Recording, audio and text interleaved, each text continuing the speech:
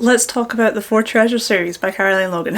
First of all, what is the Four Treasures series? The Four Treasures series is a YA fantasy series based on Scottish folklore. We start off by following Ailsa, who is our original protagonist. She is a woman who is considered a changeling or marked as a changeling due to a birthmark on her face, and for that reason she is shunned from her entire community. Until she ends up saving a couple of Selkies from being attacked by some bloodthirsty raiders, and then from that point she is kind of dragged on this adventure to go find the Stone of Destiny, which is obviously the first of the Four Treasures. From that point we end up going on many more adventures throughout the rest of the series. This is a 4-book series, and we meet some other people, some other wonderful characters who are on their way to saving the world. I speak about this series quite often on my channel. It's one of my favourite fantasies of all time. I read the first book back in 2020. It was a complete cover buy. I saw the cover for the Stone of Destiny. I saw it was based on Scottish mythology, and I was sold from the very beginning.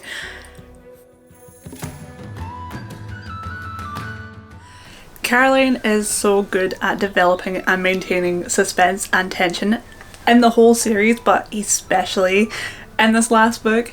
We were in this last book, and honestly right up until the last like 2 pages it was so intense, it was so suspenseful, it was so hard to see where the plot was going to go and how it was going to wrap up, obviously knowing that this was the last book. And I do think that that is obviously down to a lot of things, but I think there's 2 main things that I would say really stood out to me and were some of my favourite things to have in this series. The first thing being, and obviously relating to the plot, I think that there's been a lot of attention that's went into the actual structure of the series and how the series was going to be, how this plot was going to be broken down. Obviously it's quite easy to kind of pull the assumption of 4 treasures, 4 books, that's how we're going to break it down, but I do feel like there has been a lot more thought that's went into it than that. I don't think that this plot was broken down like this out of convenience. I do feel like it was broken down like this so us as readers could get the most out of the world and the characters and the other plots that could go on, because with the way that the series is broken down, it does leave a lot of room for us to explore different parts of the world, but also different parts of the story, without straying away so harshly from the main plotline. I do feel like there is a nice linear plot that goes throughout all 4 books, but I do feel like each of the 4 books feels and reads so differently than the one before. And there's a few reasons why I think that is, but I do think one of the main reasons is because each book, while we're going on this adventure to find one of the 4 treasures, also has its own very exciting, very suspenseful plot. And like I just said, it does add a lot down to the suspense. It adds to the suspense obviously because each book has its own kind of subplot or arc, and so that itself is suspenseful, but you also have the fact that one tiny thing that goes wrong in them finding one of these 4 treasures could really change the course of what the book is going to be about. So that actually leads me into another thing that I think adds to the suspense, and the way the suspense is developed in this series is the amount of plot twists that just come out of nowhere. It was so much fun to have this idea of how the plot was going to go, what was going to happen next, and have it torn away from you in such a short period of time, because you could think that Caroline is trying to lead you one way and then she shows you that she's actually been taking you a completely different way the entire time, and it's amazing and I love it so much. It definitely made it a lot more exciting. It definitely kept you on your toes. It made it so difficult to try and work out how this book was going to end, and even now as I've read the 4 books I can see how and why and what made sense there, but the actual journey I would never have been able to guess this in the best way possible. And I think that is one of my favourite things about the book, is how much suspense and tension went into reading it. I also really enjoyed the narrative structure, if that's what we want to call it. It is all in 3rd person narrative, but as the series goes on and as our cast of characters kind of break up and go on their separate ways to find their own whatever they need to find, whatever one of the 4 treasures they need to find, there's more perspectives that are added into it. Not perspectives in a sense where it's like it's first person perspective, but basically our third person narrator is following each of the different characters, if that makes sense. And I did really enjoy that, and I do feel like that a lot of the times when I've seen that written in books, it's not done well because the characters aren't distinct enough, their voices and their personalities just aren't developed enough where it made sense for it to be like that. But because Caroline has done a great job at developing these characters, I feel like that narrative structure made a lot of sense, and it definitely once again added a lot to the reading experience, and it added a lot to the suspense as well, because we would be having a cliffhanger at the end of Ilsa's chapter and then be switching to Harris where another cliffhanger ends, and it is just it adds to the excitement, it adds to the fact that you just don't want to put it down because of how intense and suspenseful it is.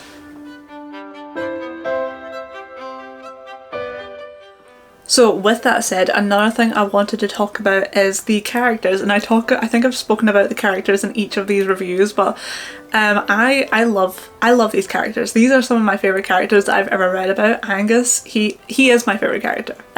Like I just said, these characters are very well developed. They're very well developed, they're very well written, and I think that's highlighted because of how big the cast is. Not saying it's massive, not saying there's so many that you can't keep track of it, but because obviously we go from having our main four, Ilsa, Iona and Harris and Angus eventually in the first book, to having, I think we went up to like 6 or 7. I do think that having a cast of characters that big and having them that diverse and distinct was really impressive. I would say that they are the ones that drive the story, but I'm also taking that from the perspective of someone who is a character-driven reader. Obviously, I read a lot of Virginia Woolf books. I love characters. I prefer characters over plot. So even though I'm saying that they're what drives the story, I do feel like it has a nice balance, so a plot-driven reader would still enjoy it and probably say that the plot is what drives the story as well.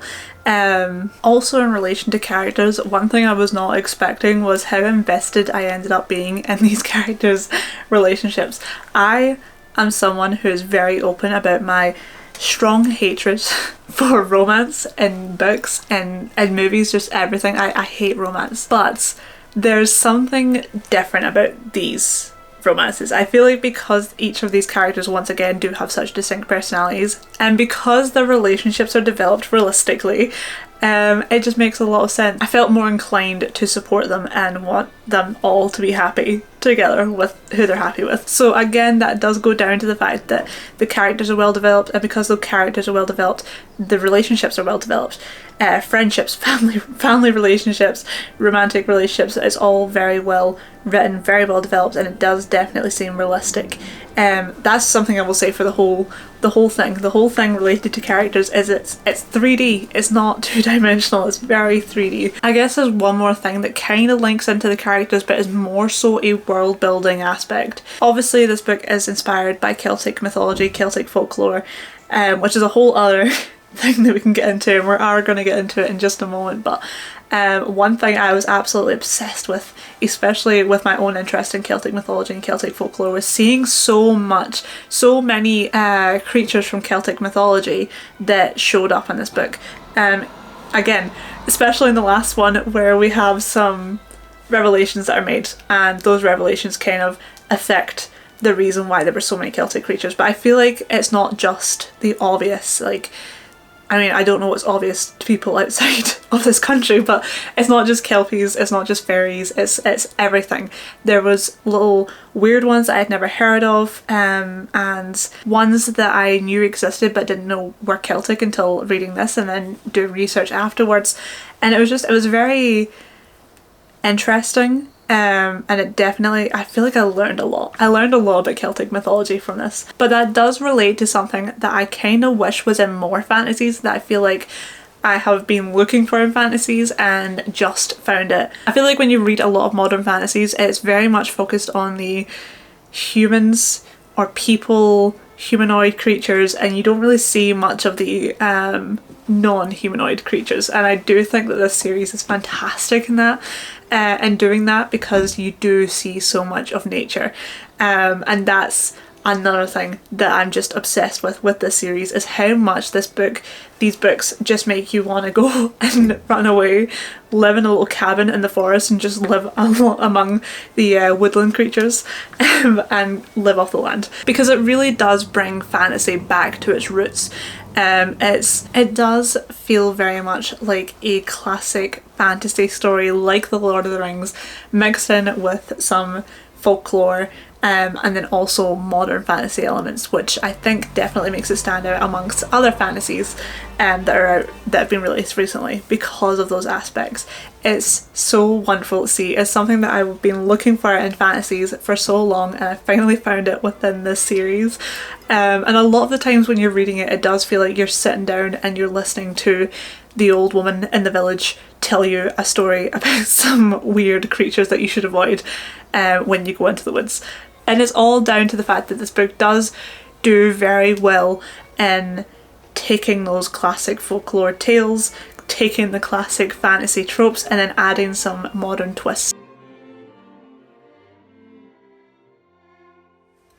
So one last thing I wanted to talk about in relation to this series, but in particular in relation to The Spear of Truth, and we'll see if we can make a camera battery live long enough to talk about this, but I took a lot of notice to Caroline's, like the development of Caroline's writing. One of the things I wanted to say about Caroline's writing is that it's so visual. You could be reading these books and honestly I feel like you'd be able to see it so clearly as if it was like a film going on inside of your head. It's absolutely wonderful, and it definitely makes the series, these are obviously very thick books, they're like 430 pages each, give or take, and they honestly, they read so quickly, and I do think it's down to both the suspense of the plot and the fact that Caroline's writing is so visual. And with that said, I feel like as these books have went on, not to say that Caroline's writing was ever bad, because I do feel like it was always great, it was beautiful from the very beginning, but there has been a very clear and distinct change throughout the series right up until the last book, where Caroline's writing has developed to such an extent where there's just so many beautiful and hard-hitting lines throughout the entire book, and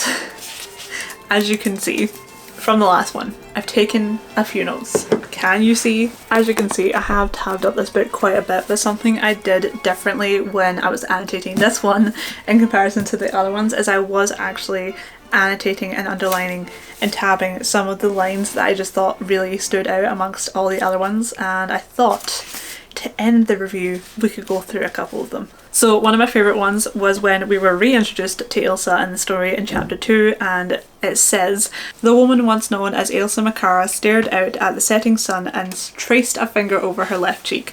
That was an amazing way to reintroduce one of the main OG protagonists in the series. And then another one we have, "With a boom, the light rose high above the buildings in a blinding flash before settling down to consume everything in its glow." I don't know how many more I could probably do without spoiling something. Here is one, and I will not give you any context, but it probably needs a little bit of context, but I'm not going to give you any context because I don't want to spoil anything. But it says, "He replayed those last moments, the blood, the pain, the regret.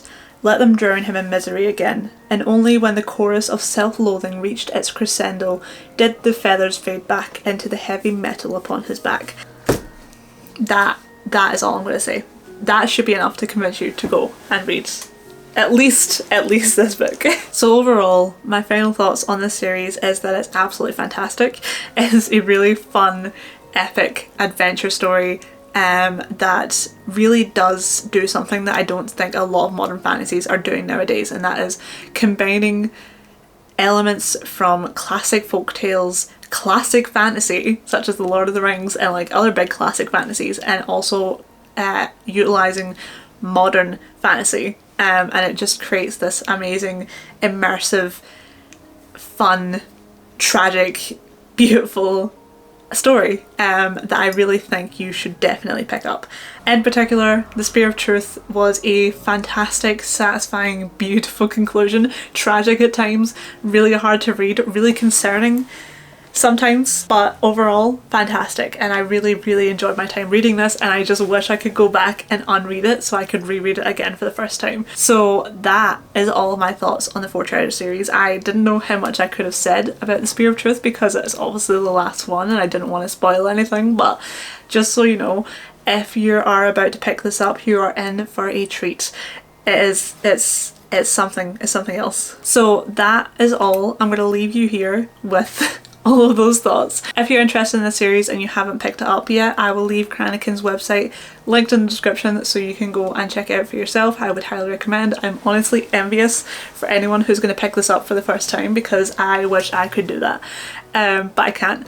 I know too much now. So that is all of my thoughts on the Four Treasures series by Caroline Logan. I honestly cannot believe we're at the last book. That is so tragic, but it was so much fun. It was so worth the read. It was so worth the time that I spent waiting for them, and I cannot wait to see what else Caroline comes out with next. So I am going to leave you here. Like I said, check out Cranachan's website if you're interested in this series, and I guess that's all from me. So goodbye.